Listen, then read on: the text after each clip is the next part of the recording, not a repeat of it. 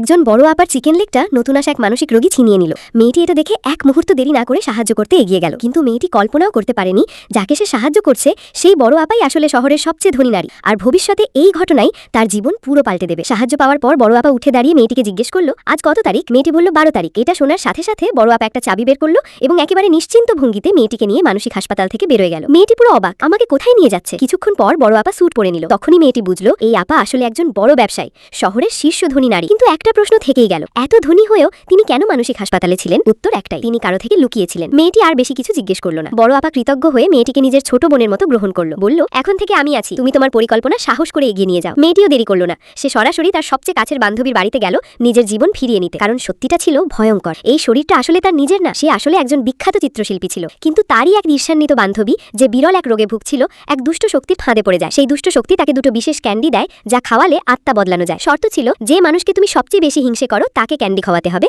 আর মৃত্যুর মুহূর্তে তার হাত শক্ত করে ধরতে হবে। তখন তার পুরো জীবন, পরিচয় সবকিছু ছিনিয়ে নেওয়া যাবে। বান্ধবী প্রথমেই মেয়েটিকে টার্গেট করে, সে মেয়েটিকে ফাঁদে ফেলে ক্যান্ডি খাওয়ায়, তারপর ইচ্ছে করে একটা দ্রুত গতির গাড়ির সামনে পড়ে যায়। ভালো মনের মেয়েটি তাকে বাঁচাতে এগিয়ে আসে, ঠিক তখনই সে মেয়েটির হাত শক্ত করে ধরে ফেলে, আর গাড়ি ধাক্কা দেওয়ার মুহূর্তে দুজনের আত্মা অদল বদল হয়ে যায়। এরপর সবকিছু বদলে যায়। দুষ্ট বান্ধবীর আত্মা ঢুকে যায় মেয়েটির শরীরে, আর মেয়েটি আটকে যায় তার শরীরে। মেয়েটি পাগলের মতো চিৎকার করে নিজের পরিচয় প্রমাণ করতে চেয়েছিল, কিন্তু কেউ বিশ্বাস করেনি। উল্টো তাকে মানসিক রোগী ভেবে হাসপাতালে পাঠানো হয়। সে নিজের চোখের সামনে দেখেছে তার জীবন, তার পরিবার, তার বাগদত্ত সবকিছু ছিনিয়ে নেওয়া হয়েছে। এই মুহূর্তেই সেই সরল মেয়েটা পুরো বদলে যায়। সে আর আগের মতো থাকে না, মানসিক হাসপাতালের ভয়ঙ্কর রক্তপিপাসু এক মানুষে পরিণত হয়। সে নিজেই বলে, ভদ্র মেয়ে হয়ে অনেক দিন কাটালাম, খারাপ মেয়ে হওয়ার অনুভূতিটা আলাদা। কিন্তু সে ভাবতেও পারেনি এই হাসপাতালে যে বড় আপার সাথে তার দেখা হবে, তিনিই তাকে রক্ষা করবেন, কারণ বড় আপা নিজেই এখানে লুকিয়েছিলেন। এখন সেই বড় আপার আশ্রয়ে মেয়েটি শুরু করবে তার প্রতিশোধের যাত্রা। শেষে সে শুধু একটাই কথা বলে, এবার আমার জীবনটা আমি ফেরত নেব।